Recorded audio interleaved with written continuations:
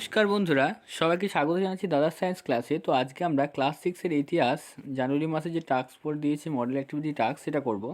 দেখতেই পাচ্ছ, এটা হচ্ছে 20 মার্কসের তোমাদের মডেল অ্যাক্টিভিটি টাস্ক, যেটা তোমাদেরকে 2022-এর জানুয়ারি মাসে দিয়েছে।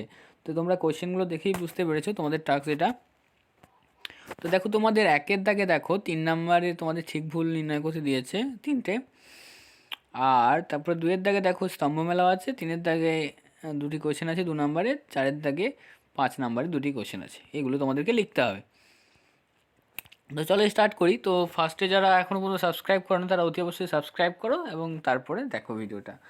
দেখো, খাতাকে নিয়ে দেখতে শুরু করো। দেখো ফার্স্টে যেটা বলছে, বিন্ধ্য পর্বতের দক্ষিণ ভাগকে বলা হতো দক্ষিণাত্য। এটা ঠিক। ঠিকের জন্য আমরা রাইট দেব। হস্তচরিত লিখেছেন হর্ষবর্ধন? না, নিজের জিনিসকে মানে নিজের সম্বন্ধে লেখা নিজের লিখতে পারে না, তাহলে এটা ক্যাচকুচ। তারপর এটা জাদুঘরে থাকে 15 দিন নানা প্রত্নতত্ত্ব। ওকে, এটা ঠিক। তাহলে কি হলো, আমার প্রথমটা হলো ঠিক, দ্বিতীয়টা হলো ভুল, তৃতীয়টা হলো ঠিক। বা আমি যদি শর্টকাটে বলি, ঠিক ভুল ঠিক হয়েছে। এবার তোমাদের স্তম্ভ মেলাও আছে, শকাব্দ আছে, গুপ্তাব্দ আছে, আর হস্তাব্দ আছে। হয়েছে। শকাব্দ হচ্ছে কনিষ্ক,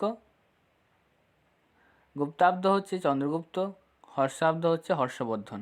ওকে, আরেকবার বলি, দেখো শকাব্দ হচ্ছে কনিষ্ক, গুপ্তাব্দ হচ্ছে চন্দ্রগুপ্ত, হর্ষাব্দ হচ্ছে হর্ষবর্ধন। ওকে, এবার দেখো এই কোয়েশ্চেনগুলো আমরা স্লাইডের মাধ্যমে করব। 3-এর দাগের কোন অঞ্চলকে আর্যভট্ট বলা হয়? ওকে, এবং প্রায় ঐতিহাসিক যুগ কাকে বলে? এই দুটো বলেছে, 2 নম্বর করে দিয়েছে। চলো দেখে নেওয়া যাক। সো ফার্স্ট কোয়েশ্চেন যেটা রয়েছে সেটা হচ্ছে কয়ের কোন অঞ্চলকে আর্যভট্ট বলা হচ্ছে? তো কোন অঞ্চলকে? ভারতের উত্তর দক্ষিণ ভাগকে বিন্ধ্যাচল অংশকে ভাগ করেছে বিন্ধ্য পর্বত। সাধারণত আর্যরা এই উত্তর অংশে বসবাস করতো, ওই অঞ্চলকে বলা হচ্ছে আর্যভট্ট। ওকে, এখানে তয়ের ইফেক্টটা চলে আসবে।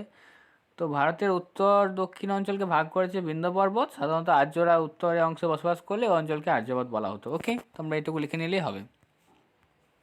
তারপর দেখো ক্ষয়ের কোশ্চেনটা যেটা রয়েছে, প্রায় ঐতিহাসিক যুগ কাকে বলে? তো প্রাক ঐতিহাসিক যুগের পর একটা সময় মানুষ লিখতে শিখেছিল, সেই সময়ের লেখা আজ কেউ পড়তে পারে না, ওই পুরনো সময়টাকে বলা হচ্ছে প্রায় ঐতিহাসিক যুগ। ওকে, এই কথাগুলো লিখলেই হয়ে যাবে। এরপর তোমাদের রয়েছে, দেখো তোমাদের যেটা রয়েছে 4-এর দাগে নিজের ভাষায় 3-4টি বাক্যে উত্তর দিতে বলেছে। 5 নম্বরে 2টি কোশ্চেন, অর্থাৎ প্রসক্তি কী, মুদ্রা কীভাবে ইতিহাস নির্মাণে সাহায্য করে, সাহিত্য উপাদানের সমস্যাগুলি কী কী। তো বেসিক্যালি চলো স্টার দেখে নিই। তো স্ক্রিনের মধ্যে দেখতে পাচ্ছ প্রসক্তি মানে হচ্ছে গুণগান করা। পাথরের গায়ে খোদাই করা বিভিন্ন সম্রাটের গুণাগুণ মুক্ত শিলা লেখগুলিকে প্রসক্তি বলা হয়। প্রশস্তি। ওকে, মুদ্রায় শাসকের নাম, অব্দ, ওকে, মূর্তি প্রভৃতি খোদাই করা থাকে। এগুলি মুদ্রা থেকে নানা রকম তথ্য জানতে পাওয়া যায়। ইতিহাসে এই জন্যই সাহায্য হয়, যেটা বলেছে ইতিহাস নির্মাণে কীভাবে সাহায্য করে। তাহলে তোমরা এটা লিখে নেবে, এখানটা তোমরা লাল অংশটা হচ্ছে তোমাদের অ্যান্সার। তারপর দেখো সাহিত্য উপাদানের সমস্যাগুলি কী কী সেগুলো আমরা তুলে ধরেছি। 1 নম্বর সমস্যা হচ্ছে দেশীয় ও বিদেশীয় দুই সাহিত্যেরই পক্ষপাতিত্ব উদাহরণ রয়েছে। হয়েছে। 2 নম্বর হচ্ছে বিদেশিরা ভারতীয় উপমহাদেশে সংস্কৃতি বুঝতেন না বলে অনেক কিছুর মানে ভুল হয়েছিল। নাটক কাব্যগুলি থেকে নিচুতলার মানুষের কথা বিশেষ জানা যায় না। হয়েছে। আর অধিকাংশ সাহিত্যের বর্ণনা মন গড়া। বুঝতে পারছো, এগুলো তোমাদেরকে লিখতে হবে, তোমরা স্ক্রিনশট মেরে রেখে দিতে পারো। তাহলে এই হলো তোমাদের মডেল অ্যাক্টিভিটি টাস্ক ইতিহাস ষষ্ঠ শ্রেণী 20 নম্বরের জানুয়ারি মাসে তোমাদেরকে দিয়েছে। এখনও পর্যন্ত যারা ভিডিও দেখছো অতি অবশ্যই সাবস্ক্রাইব করবে, লাইক করবে এবং শেয়ার করবে।